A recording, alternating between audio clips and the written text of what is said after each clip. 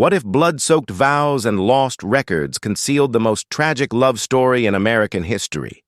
What actually took place on the forgotten altar in Georgia in 1850? A slave and another slave who were banned from falling in love were married by their lord, who passed away shortly after. Was it retaliation? Was it customary? Or did something far older awaken that day in the chapel? It's more than simply a legend. This is Sarah and Elijah's illegal wedding. And it's not only a ghost story that's left. It's a curse. Remain with us. The murmur of truth has just begun. To ensure you don't miss any of our investigations, subscribe to the channel right once and enable notifications if you want to follow true stories that defy time and uncover hidden realities. The Hollow in Black, in Burke County, Georgia, there used to be a plantation on the outskirts of an overgrown marsh. The estate was already well known among the residents of the surrounding towns by 1850. Not because of its tall willow trees or its expansive cotton fields, but rather because of the oppressive quiet that hung over it. The mansion itself loomed with deteriorating grandeur, a two-story Greek Renaissance building. No shutters opened. The drawing room's piano, as stated by On Windless Nights, neighbors occasionally reported hearing faint music flowing across. The fields, despite the oral tradition being unaffected for decades. Augustus Holloway, a man of inflexible piety and silent harshness, owned the estate. He had 31 slaves, more than 200 acres, and a family Bible that was filled with death dates rather than births. He had no reputation for entertaining or showing affection to anyone. Every Sunday he spoke about fire in his sermons to his family and enslaved laborers, and obedience. And Psalm 94 was always recited at the conclusion. The Lord is a vindictive God. Shine forth, vengeful God. Sarah and Elijah, two names who hardly appeared in Holloway's ledgers but were preserved in hushed tales passed down through the ages, were among the enslaved. With steady hands and a steady gaze that was always somewhat past the person she was speaking to, Sarah worked in the main house, fixing clothes and taking care of linens. Elijah was held in the fields, with his back scarred and his shoulders straight. In the twilight, he sung low spirituals with incomprehensible yet somehow poignant lyrics. They loved one another in a place where love had no place, and they were young, no more than 20. They were immediately recognized as a couple. Elijah would bring the morning water and Sarah would stay at the well. He previously concealed a wooden pendant with carvings underneath. He was unaware of the entire significance of the loose plank in the wash-house floor, which was a symbol from his mother's native country. When a supervisor discovered it, Elijah was lashed before the others, and the item was destroyed without question. Later stories claim that Sarah remained barefoot in the marsh for hours that night, speaking out loud in a language no one understood. Martha, a former slave who was interviewed for the Federal Writers Project in 1936, remembered the two with disturbing clarity. Miss Sarah, we weren't like the others. She sees stuff. She speaks while she is asleep. Let's say her mother appeared in visions and warned her that her blood would spill into the chapel. He didn't sleep, Elijah. Claimed to have heard the Lord speaking out of the trees. Claimed to have him in his sights. Martha was referring to a small stone chapel on the western side of the land. Unused because Holloway's wife passed away during labor. Nobody was permitted inside. However, Sarah and Elijah were frequently spotted close to it, particularly on evenings when there was no moon. A child who had been enslaved reported seeing candlelight moving behind the shuttered windows. Another said they heard sluggish, deep harmonies that sounded like singing and had nothing to do with hymns. Holloway had become increasingly unpredictable. By the middle of 1850, he mentioned tidying up his property, he referenced biblical plagues and started keeping a pistol behind his pillow as he slept. Some people think he found out about the affair. Others believe he was afraid of something else. Under his chapel, something stirred. Something prompted by the union of Sarah and Elijah. His journal has one surviving entry that was found in a private collection. The night follows the girl as she walks. Through the corn, the boy observes me. They have no fear of God. I'm not intimidated by them. The altar has to be sealed. Then he announced a wedding without giving any reason. For none of his kids anyway. They had all either died or vanished. No. In front of the entire estate, Augustus Holloway announced that Sarah and Elijah will be married in a Christian ceremony in the chapel. A kind act. A present, he said. First, there was astonishment. Then fear at the news, due to the fact that nobody thought Holloway gave anything without receiving something in return. A hurricane ripped through the remains of the Black Hollow Mansion in 1973. Trees that had endured for centuries were split by the wind, and the plantation house's final wall fell in on itself. Following the hurricane, a local with a small group of volunteers, historian Evelyn Mercer, who had long researched the area's eerie past, stepped onto the overgrown property. Instead of the main home, they discovered the long-forgotten church, which was still largely intact despite being covered in mud, ivy, and moss.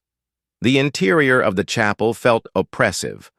The boarded windows let in very little light, and the air was heavy with decay and mildew. However, Evelyn's attention was drawn to the altar. Pay attention. Its surface, carved from black oak, was broken and discolored, as though it had been split by something more ferocious than time. They pried it out and discovered a deep space underneath that was full of tiny, broken bones that might have belonged to a human. Even more terrifying was what was lying next to the bones. A bundle of letters wrapped in linen and bound with rotting twine. Age had darkened the parchment. Time and moisture had blurred the ink, causing it to fade. Many of the messages, however, were nonetheless readable despite being written in erratic English and punctuated with odd symbols in the margins and phonetic spellings. Sarah and Elijah signed them alternately, their tones alternating between cryptic dread and heartfelt adoration. According to a letter dated March 2, 1850, "I have seen the dead walk here, but he says we are free in heaven." Another, presumably, from Elijah, told of standing in the fields and hearing whispers that came from beneath the earth, voices calling through the roots, telling me where to find the old way, and showing me how to bleed the ground. Mama appeared in dreams, her eyes white, her mouth gone, and she said, "Don't wait any longer." Some of the letters matched patterns found in West African spiritual traditions, especially from the Congo region, though they were heavily altered and entwined with Old Testament references. Scholars were perplexed by the revelations that the letters contained fragments of what could only be described as invocations, repetitive rhythmic strings of words without a direct translation. The letter suggested not only forbidden love, but something deeper, a shared belief in a spiritual mission or perhaps a ritual pact. In 1981, a theological anthropologist named Dr. Luther McCall published a controversial essay arguing that the altar was part of a syncretic belief system that fused elements of Christian ritual with remnants of African ancestral practices. The doors mentioned in multiple letters became a point of fascination for researchers. Were they metaphors for escape, or did Sarah and Elijah really believe they had opened something ancient waiting in the shadows of the plantation? Black Hollow was not simply a site of cruelty, McCall said, suggesting that the bone altar may have served as a spiritual conduit as well as a monument, a location where memory, intention, and grief came together to create something powerful. It turned into a furnace. The slaves transformed their suffering into something else. Yes, resistance, but invocation as well. The union of Evelyn Mercer resigned shortly after, citing anonymous threats and the sudden illness of her assistant, who had handled the case. If Sarah and Elijah were real, it was more than symbolic. It might have been sacramental in ways Holloway never understood or feared too late. The town council refused to support excavation, and the letters were discreetly moved to a local archive. And the bones that were never formally analyzed were re-airied under county orders. Nevertheless, the story of the bone altar continued to spread, and locals started leaving offerings at the edge of the chapel ruins, including carved dolls, wild, flowers, and feathers. Sometimes the gifts vanished by morning, and other times they were replaced by items that no one could explain, such as shards of pottery with unidentified symbols on them, or dead birds with petals in their mouths. March 12, 1850. The morning. Air was brittle, as if the wind itself had withdrawn from Black Hollow. A pale mist drifted over the fields, shrouding the chapel in a stillness that seemed untouched by time or nature. Augustus Holloway had declared that the day would be a celebration, a wedding, a union not of privilege but of grace. The letters had been found, but their meaning remained unsolved. The chapel had not been opened for years. Dust covered the pews, the stained glass, faded and cracked, cast fractured light across the stone floor. The altar, freshly cleaned with salt and lie, still stood untouched. He claimed divine inspiration, a gesture of mercy from a God of order, but no one believed him, not even his overseers, the enslaved, and most definitely not Sarah and Elijah.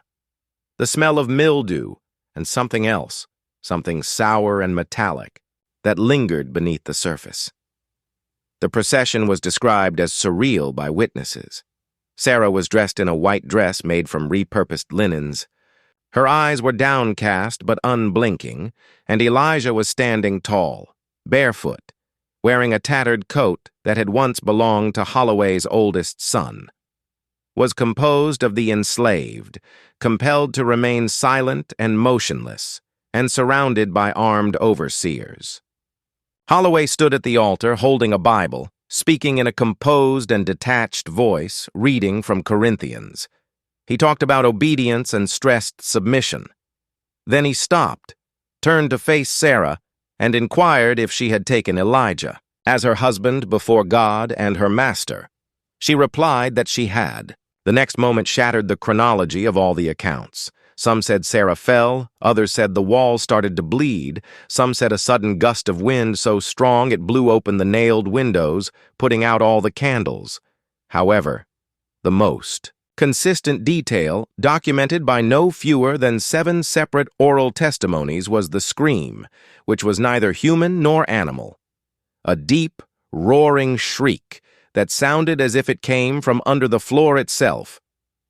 Holloway dropped the Bible. Elijah moved forward. In one version, he took a blade from under his sleeve and plunged it into Holloway's chest, causing the altar to be soaked with blood. In another version, Holloway. The fire broke out without any contact, consuming nothing else. According to an old witness who was interviewed in 1914, she saw a shadow appear behind Sarah, extending along the wall, resembling a man with coal eyes and antlers. The chaos was short but devastating, and 3 overseers were discovered dead outside the chapel, their throats cut with surgical precision, while the others fled into the marsh, leaving the plantation. Sarah and Elijah were gone by sundown, and the house was deserted. Holloway's body was never found, and only a single hand, which had been severed and burned, was found close to the chapel steps. Rumors circulated throughout the county in the weeks that followed, with some people thinking the couple had fled north and others whispering they had never left at all. The land, once fertile, turned sour. Crops refused to grow, animals avoided the area, the plantation was officially abandoned. Legal ownership passed through several hands, but no one ever rebuilt. Their spirits, bound by ritual, now haunted the chapel grounds. Some said they saw them standing at the edge of the forest at dusk, holding hands, eyes glowing faintly in the dark. A final entry in the Holloway family diary, perhaps penned by a distant cousin, simply states, "They married in blood." Travelers who ventured too close frequently returned, altered, mute, bewildered, and unable to remember how long they had been gone. By his own altar he passed away. The earth won't forget. Black Hollow's remains gradually fell into the ground, engulfed by invasive vines, crumbling foundations, and a quiet that grew more intense with each year that went by. Children challenged one another to walk the overgrown path to the chapel, but none ever made it to the door. Something always stopped them, whether it was an unexplained cold, a voice calling from the trees, or an abrupt feeling of being watched. By the early 20th century, the plantation had become the focus of hushed superstition. By 1912, the site was mostly forgotten by the outside world, with the exception of the occasional folklorist or Josiah Blake, a Savannah student who considered himself a writer of Southern Gothic tales, was one such visitor. He brought a notebook and a revolver, and he never came back, determined to spend one night alone in the ruins. 3 days later, a search party discovered Blake's journal under the collapsed frame of the chapel roof. Its last pages were illegible, soaked in moisture, but one sentence remained. They remained motionless at the altar, hand in hand, mouths stitched shut, and his body was never found. In 1948, a newly engaged couple from Mon came to Black Hollow, on a dare. The locals remembered them as happy and unconvinced of ghost stories. A week later, their car was discovered parked at the Treine, with the keys still in the ignition, containing fresh flowers, a wedding dress in its packaging, and a folded note without a signature. "We'll be married where they were," it said. They vanished from view. As the years passed, the stories became increasingly unsettling. Burke County residents started reporting strange occurrences, such as shadows moving against the direction of the sun, footsteps in dew-covered grass, with no obvious source, and voices humming lullabies in strange languages. The most terrifying were reports of two figures, a woman in A theory that emerged in the late 1960s and was published in a privately printed academic journal by Dr. Calvin Root, a professor of folklore and comparative religion, suggested that Sarah and Elijah had not simply disappeared, but had performed a blood-binding ritual that tethered their souls to the chapel ruins. White and a man in a torn coat stood silently in the fog just beyond the chapel ruins. Some described them as mournful, while others called them malevolent. He wrote, "What we call hauntings are not always the product of violent death, but of unfinished communion." Root claimed that their bond, which was formed in pain and sealed by sacrifice, had produced a supernatural echo, a loop of unresolved energy capable of influencing the physical world. The connection between Sarah and Elijah, which was rejected in life and defied death and enslavement, might have served as a vehicle for anything other than love or in the decades that followed. Visitors to Black Hollow describe being overcome by strange feelings, longing, fear, and an overwhelming sense of grief. Some even reported having dreams days after leaving, of a chapel with burning walls, of a man and woman standing before an altar as blood flowed between their feet. Root's theory was rejected by his peers, but in 1992, a group of amateur paranormal investigators set up motion. The county installed a rusted fence around the property, and shortly after, a no trespassing sign was nailed to a tree, but it did little to deter the curious. They set up cameras near the chapel, but their footage was never released to the public. However, one member leaked a still frame to an underground Zen showing two silhouettes holding hands in front of the crumbling altar. In the spring of 2006, a documentary filmmaker named Malcolm Tierney arrived in Burke County with a camera crew, archival maps, and a singular obsession to discover the truth behind Black Hollow. Tierney had spent the better part of a decade gathering obscure local legends and forgotten slave narratives, many of which pointed to the elusive story of Sarah and Elijah. They come looking for answers, and they leave with questions they don't dare speak aloud. He thought something important had happened on that plantation, something that was purposefully wiped out of official memory. Tierney had a small crew, 2 production assistants, a local guide, and an audio technician who accompanied him into the woods, where they would spend 3 nights recording drone footage, conducting EVP sessions, and sleeping in tents a few yards from the destroyed chapel. "You won't hear birds out there," a former sheriff told them when he stopped by their motel, warning them against it. "You'll know you're close that way." They dismissed it with laughter. However, on the third night, things changed. On the first night, there was only static and cold air. On the second night, the guide claimed to have seen figures by the tree-line, but no one else corroborated this. Inside the chapel ruins, Malcolm Tierney started filming a solo segment at 2:43 a.m. In the later recovered raw footage, he reads from one of Sarah's letters and initially seems calm, but as he gets to the line, the doors are now open, and his voice falters. He pauses, turns slowly, and then whispers, "Did you hear that?" The camera stops. The rest is distorted. Audio and darkness, followed by the sound of crunching leaves, Malcolm breathing heavily, a low, droning hum, and then a clear, female, chilling whisper. Tierney never returned to the motel, and 2 days later the van was discovered parked close to the edge of the property, its windows fogged from the inside. Tierney's disappearance became a footnote in paranormal circles, another lost truth swallowed by legend. The engine was dead. The passenger seat contained a bouquet of wilted white lilies and a Polaroid photograph of the chapel's altar, untouched by time, clean, as if waiting. The production company deemed the footage unusable, and the rest of the crew declined interviews, citing trauma and non-disclosure agreements. However, something remained. Local hikers say they heard Tierney's voice reading aloud from a letter that no one can recall writing in the woods. Visitors have reported seeing a camcorder on the chapel steps at dusk, which disappears when approached. And, even more disturbing, some say they now see 3 figures, not just 2, a woman in white, a man in a ragged coat, and someone behind the camera. What actually happened to Sarah and Elijah? Did they become martyrs of a love so strong that it rewrote the land itself? Or did they open something older than love, something that still waits beneath the surface, hungry for stories to repeat? The ground remembers that the marsh does not. Forgive, and the chapel, rotting and collapsed, still marks the site of something unholy. What started out as an illegal wedding has become a reverberation over time, with death certificates, only names spoken in dread, and promises never broken. A location where silence cries out.